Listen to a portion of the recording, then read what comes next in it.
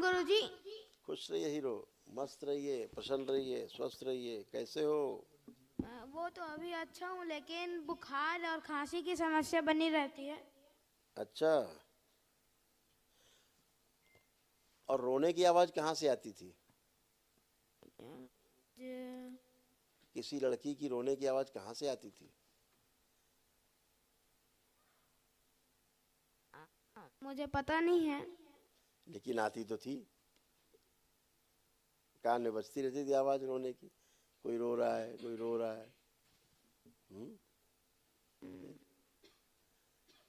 आप सिजोफ्रेनिक थे, सब नष्ट हुआ। अदृश्य होने की इसमें इनको लगता था हम अदृश्य हो जाए सामने खड़े खड़े। ऐसा कोई जादू जान जाए कि खड़े खड़े अदृश्य हो जाए।